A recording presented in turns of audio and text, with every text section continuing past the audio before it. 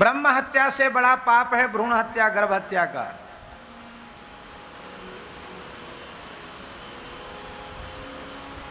जो स्त्री गर्भहत्या में प्रवृत्त होती है उसे निश्चित नरक जाना पड़ता है, उसको अधोगति प्राप्त होती है।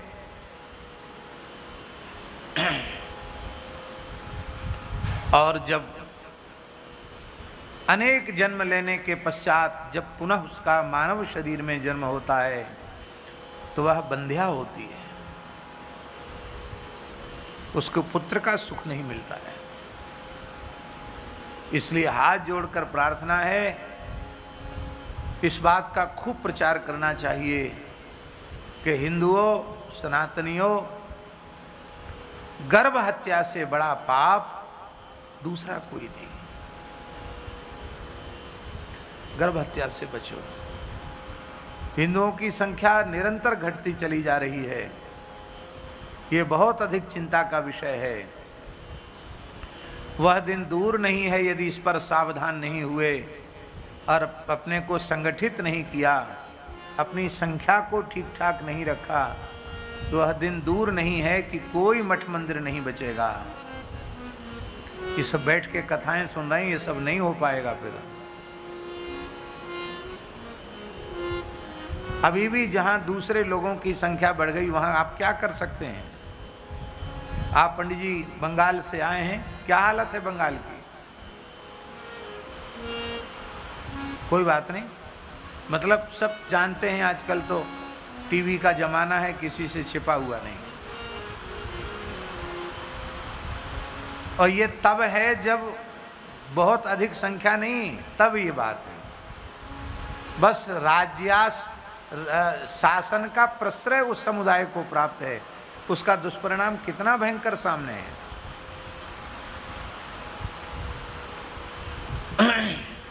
इसलिए सती होती हुई रानी को महर्षि औरव ने रोक दिया और वह उसको महर्षि औरव पुनः घर पहुंचा के आए। और इधर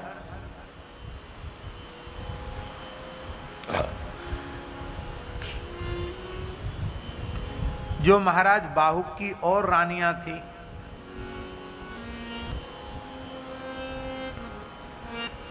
उनको ईर्ष्या हो गई, सौतिया डाह। तो उन्होंने कहा कि जब हम निपूती हैं तो ये पुत्रवती क्यों हुए? तो उन्होंने उस रानी को जिसके गर्भ में बालक था उसे भयंकर विष दे दिया। पर ऋषियों का, संतों का आशीर्वाद कितना अमोघ होता है। महर्षि औरव ने पुत्रवती होने का उसे वर दिया था, इसलिए उस भयंकर विष उससे न तो रानी मरी और न उसका गर्भ का बालक मरा। उस जहर के साथ ही बालक ने जन्म ले लिया, विष के साथ बालक ने जन्म लिया, इसलिए उस बालक का नाम सगर रखा गया। गर माने विष और स माने सहित, गरेण सहित सगरा। जहर के सहित उस बालक का जन्म हुआ, इसलिए उस बालक का नाम सगर रखा गया। ये सूर्यवंश का 10वां चक्रवर्ती सम्राट हुआ। बड़े प्रतापी हुए महाराज सगर।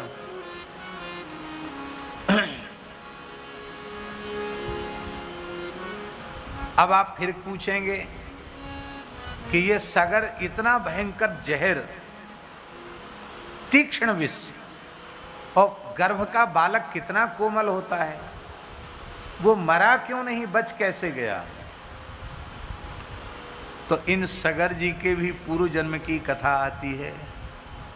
बोलो भक्तवत्सल भगवान की जय। ये सगर जी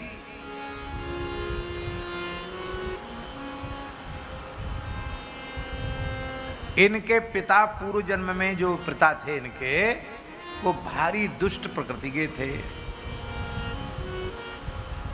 और आप ये नहीं कहेंगे, कई बार ऐसा भी हो जाता है, हिरण्यकशिपु के भी प्रहलाद पैदा हो जाते हैं और उग्रसेन के भी कंस पैदा हो जाते हैं। ये तो भवितव्यता है। तो बाप तो दुष्ट था, पर बेटा साधु स्वभाव का था। वो दुष्ट पिता ने एक ऋषि से, एक ब्राह्मण से, एक संत से द्रोह किया और उस द्रोह के कारण उसने सोचा कि इसकी प्रतिष्ठा बहुत बढ़ रही है, इसको कैसे समाप्त किया जाए।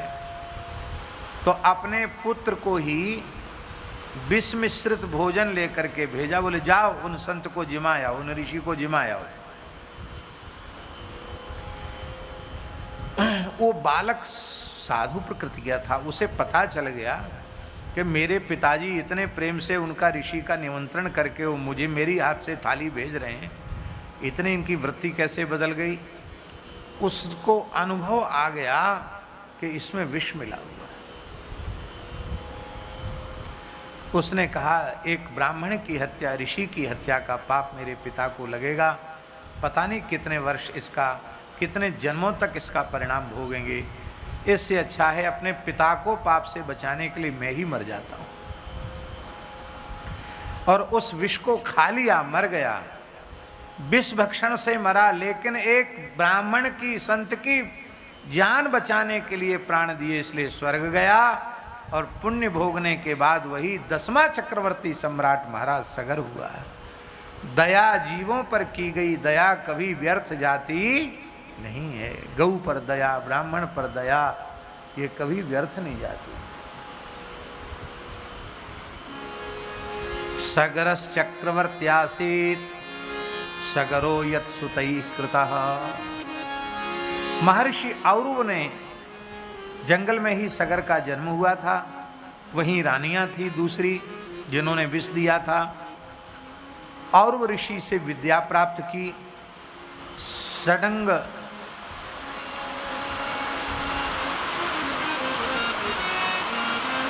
बोलो भक्तवत्सल भगवान की जय। आज बड़ी उमस है रही, तो ठाकुर जी ने कहा कथा का रस तो बरस रही, हम क्यों पीछे रहें। ऊपर से भी खूब रस बरस रहा है। आवाज़ के कारण थोड़ा सुनने में आप लोगों को हो सकता है, तो आप लोग ध्यान से सुनेंगे तो सबकी समझ में आएगा। तो महर्षि औरव ने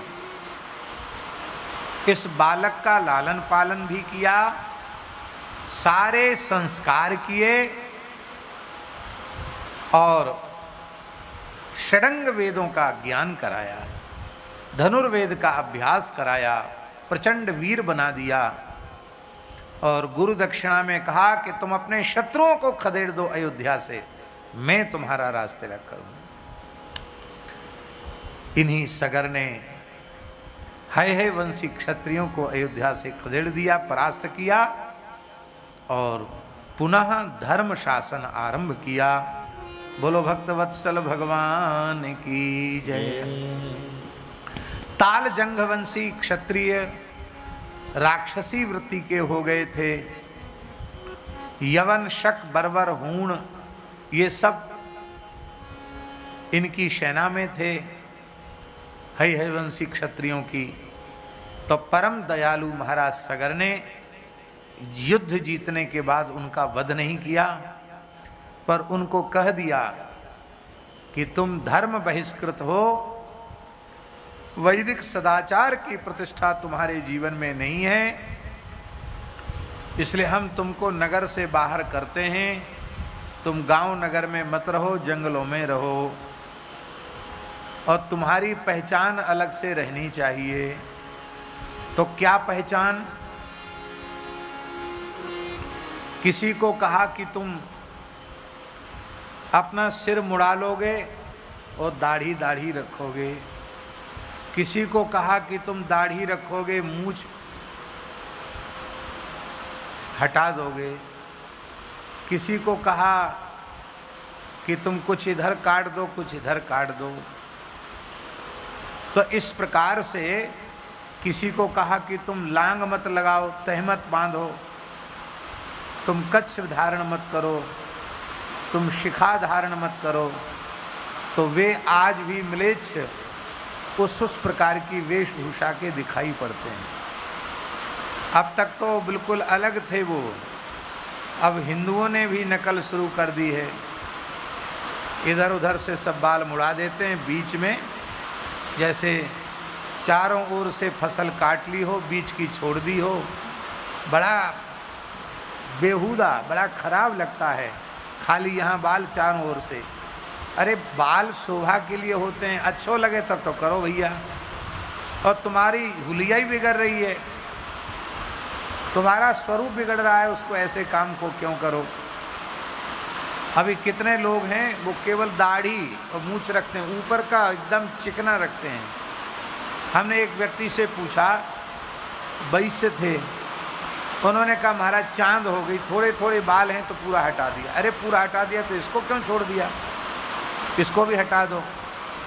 ये मनमानी वेशभूषा नहीं धारण करनी चाहिए। जो हमारी परंपरा से प्राप्त वेशभूषा है उसी का आदर हमको करना चाहिए।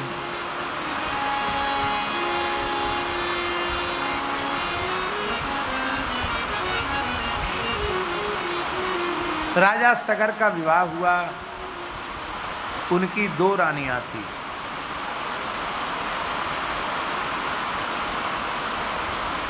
बड़ी रानी का नाम था केशनी, उसके पुत्र का जन्म हुआ। ये जो केशनी के पुत्र थे ना महाराज, ये पूर्व जन्म के महान योगी थे, सिद्ध महात्मा थे पूर्व जन्म के। कोई कर्म फल शेष बचा था, राजकुमार बनने की इच्छा भई होगी तो इसलिए राजकुमार बनना पड़ा। तो केवल सगर का वंश बढ़ाने के लिए ये आए थे। तो ये जन्म से ही कुछ असंबद्ध प्रलाप करने लगे।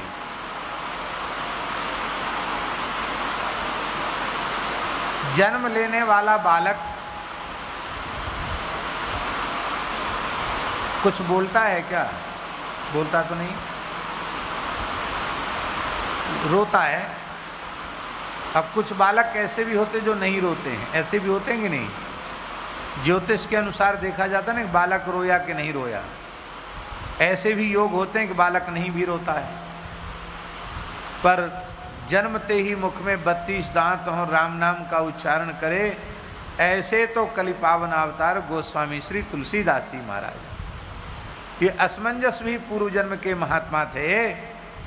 ये तो जन्मते ही रोए नहीं, गाए नहीं, हंसे नहीं, अटपट बोलने लग गए। ऐसी कुछ किड़बिड़ किड़बिड़ भाषा बोलने लगे कि सब महल में घबरा गए कि ये क्या बोल रहा है, कुछ भाषा ही समझ में नहीं आ रही, क्या कह रहा है। महर्षि औरव आए, वो तो जानते थे कि महायोगी है। उन्होंने कहा इसने सबको जन्म लेकर असमंजस में डाल दिया, इसलिए इस बालक का नाम असमंजस होगा। ये असमंजस जी बड़े महान ऋषि ही थे, महात्मा ही थे। और दूसरी जो रानी थी, उस दूसरी रानी ने, जिसका नाम तो था सुमति, पर उसने पुत्र मांगे 60,000। कितने पुत्र मांगे? तो हमारी बड़ी के एक हुआ तो हमारे 60,000 हों, क्योंकि एक वो सबको असमंजस में डालने वाला था। तो बिगड़ेंगे तो कितने बिगड़ेंगे? 60,000 होंगे। तो मामा जी ने पद में लिखा है, राजा सगर की नार दही तुम भी निकार हैं, रहा पेट की धर्मशाला है। क्या यह गारी नहीं है गारा, सुनु अवध के राजकुमारा, यह गारी नहीं है गारा। अब विवाह का प्रकरण होता तो हम गाते, विवाह का प्रकरण तो है नहीं। तो 60,000 पुत्र सुमति के हुए। सुमति को कुमति कहा गया। क्या कहा गया? क्यों कहा कुमति? औरव ने कहा कि एक पुत्र मांग लो, चाहे धर्मनिष्ठ पवित्रात्मा सदाचारी एक पुत्र मांगो। और नहीं तो अनंत प्रचंड बल वाले 60,000 दोनों हम दे सकते हैं। बोले हमको एक नहीं, हमको तो 60,000 चाहिए।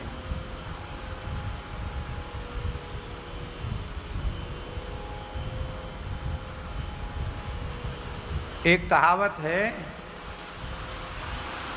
सहैव दशभि पुत्रैः भारम बहति गर्दभी।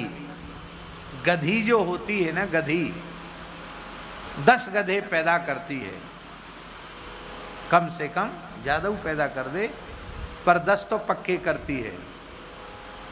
पर 10 गधे पैदा करने के बाद भी उसका पीठ पर लदना बंद नहीं होता है, खुद भी भार लादती है और उसके 10 बच्चे भी वही काम करते हैं, भार लादते हैं। और एके नैव सुपुत्रेण व्याघ्री स्वपति निर्भया। सिंहिनी एक ही पुत्र को पैदा करती है, पर पुत्र उत्पन्न करने के बाद निर्भय होकर शयन करती है। उसके छोटे छोटे बच्चे जंगल से जिंदा शिकार को पकड़ के ले आते हैं, लो मां।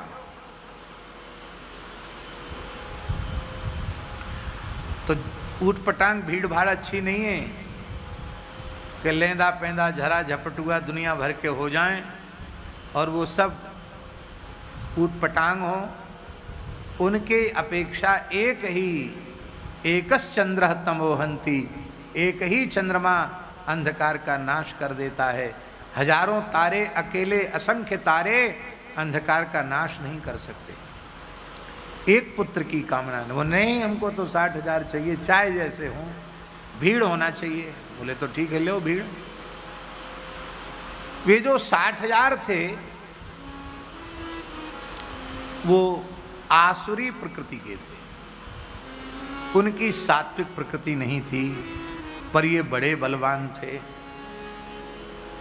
अब असमंजस जी, इनके सारे संस्कार कराए गए केसनी के पुत्र असमंजस जी का के, पर ये सुधरे नहीं। तो पिताजी ने सोचा शायद विवाह कर दें तो सुधर जाए। तो सगर जी ने असमंजस जी का बोले कराव समावर्तन, पढ़ता लिखता नहीं है, अब बड़े चक्रवर्ती राजा का पुत्र है और संपूर्ण विद्याओं का ज्ञान उनके भीतर था, पर वो जानबूझकर ऐसा नाटक करते थे जैसे पागल हों, बावरे से हों। तो इनका विवाह कर दिया, एक पुत्र का जन्म हो गया। इस पुत्र का नाम हुआ अंशुमान। क्या नाम हुआ? अंशुमान। अब इन्होंने सोचा कि ब्याह भी हो गया, बेटा भी हो गया, और तो छुट्टी तो मिल ही नहीं रही संसार से, कैसे छुट्टी मिले। तो असमंजस जी ने एक नई लीला आरंभ कर दी। सरयू जी के किनारे घूमते रहते, कोई बच्चे दिखाई पड़ते पकड़ में आ जाते, उनकी टांग पकड़ के घुमा के सरयू जी में फेंक देते और बच्चे बेचारे गुप गुप करके जब सरयू जी में डूब जाते तो आप हंसने लग जाते, प्रसन्न होते। ऐसे न जाने कितने बच्चों को सरयू जी में डाल दिया। आप कहेंगे न्याय व्यवस्था कहाँ गई? एक प्रश्न है कि नहीं? तो पहले तो प्रजा ने राजा को कहा ही नहीं, कहा कोई बात नहीं, ये राजकुमार हैं, इनके पूर्वजों ने पूजा की पुत्रवत रक्षा की है, पालन पोषण किया है, चला गया, चल जाने दो। लेकिन जब आए दिन ये घटनाएं घटी नहीं और बढ़ गईं, तब हार करके प्रजा को त्राही त्राही करना पड़ा। और जब राजा के पास बात गई तो महाराज ने न्याय किया। अच्छा एक बात और, प्रजा ने ये और कह दिया महाराज इनको भगाना मत, इनको आप थोड़ा डांट डपट करें जो ठीक रास्ते पर आ जाएं। हम ये नहीं चाहते कि इनको आप दंड दें, बस आप थोड़ा अनुशासित करें। तो महाराज ने इनको अनुशासित किया, खबरदार अब ऐसा किया तो आपने उसी दिन 2-4 बच्चों को फिर सरयू जी में जय सिया राम कर दिया। अब तो महाराज सगर क्रोध में तिलमिला उठे। उन्होंने कहा तुम मेरे पुत्र अवश्य हो और मेरे ज्येष्ठ पुत्र हो, ज्येष्ठ पुत्र को धर्मज कहा जाता है। मेरी संपूर्ण उत्तर क्रिया का उत्तरदायित्व तो तुम्हारा है। लेकिन जो व्यक्ति निर्दयी है, धर्म और सदाचार जिसमें नहीं है, उससे संबंध जोड़ने से भी पाप लगता है। मैं तुम्हारा त्याग करता हूं, आज से तुम मेरे पुत्र नहीं हो और अयोध्या नगर से निकल जाओ। बाहर निकाल दिया। असमंजस ने तो ये सब लीला ही इसलिए की थी कि पिताजी हमको निकाल दें। जैसे ही असमंजस जी को निकाला, बहुत बड़े प्रसन्न, बोले कुछ नहीं, प्रणाम किया पिताजी को, सगर जी को, और जैसे खड़े थे एक वस्त्र में ऐसे ही छोड़कर चले गए। और जैसे ही असमंजस जी जंगल में गए कि जितने बच्चों को सरयू जी में पटका था, वो सब बच्चे खेलते कूदते नाचते गाते हुए, बढ़िया कपड़ा लत्ता पहरे हुए, वेश मूल्यवान रेशमी वस्त्र धारण किए हुए और मणियों से जटित आभूषण धारण किए हुए बड़े दिव्य हृष्ट पुष्ट बालक सब अपने घर लौट के चले आए। सबको बड़ा आश्चर्य हुआ कि बालक तो महीनों हो गए थे, सब चले आए, कैसे आ गए? तो उन्होंने कहा, असमंजस भैया ने हमको सरयू जी के महल में भेज दिया था।